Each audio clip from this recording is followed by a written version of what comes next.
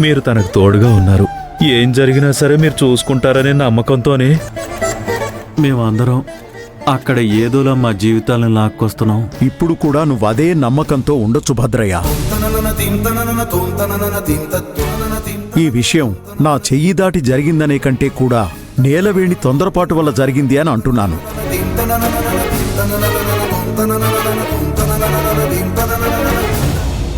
నేలవేణి ఇంట్లో ఉన్నంత వరకు పెద్దగా సమస్యలేవీ రాకుండా చూసుకుంటూనే ఉన్నాను. కానీ రాత్రి సమయంలో ఎవరికీ చెప్పకుండా ఇలా ఇల్లు వదిలి సడన్ గా వెళ్ళిపోతుందని నేను అస్సలు అనుకోలేదు.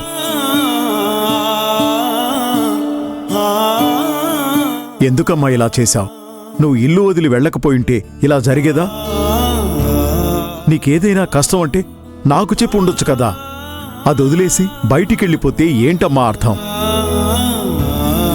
2 రోజులుగా కంటి నిండా నిద్రలేదు.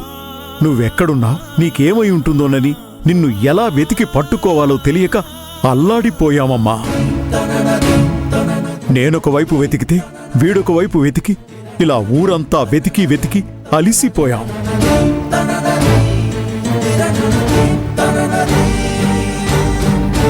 చివరికి మన ఇంటి ముందున్న కారులోనే ఉన్నాం.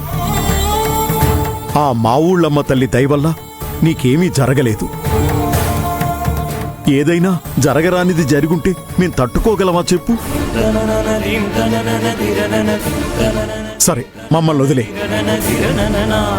మీ నాన్న తట్టుకోగలరా? మీ చెల్లెళ్ళు తట్టుకోగలరా? అసలు నువ్వు ఏం చేద్దామని బయలుదేరి వెళ్ళావు? అయ్యా, ఈ ఊర్లో నా బిడ్డ మీద పగంటూ ఎవరికి లేదయ్యా. కానీ నా బిడ్డని కిడ్నాప్ చేశారంటే ఇందులో ఏదో రహస్యం ఉంది. అవును భద్రయ్య, ఖచ్చితంగా ఇందులో వేరే ఏదో ఉంది. నువ్వేం బాధపడకు. అది ఎవరు, ఏంటి, ఎందుకిలా చేశారు, ఎవరిని గురిపెట్టి ఇలా చేశారు, దీంట్లో నేలవేణెలా చిక్కుకుంది, ఇదంతా కనిపెట్టకుండా నేనొదిలిపెట్టను. నేలవేణిచ్చిన కంప్లైంట్ కూడా ఉంది కదా,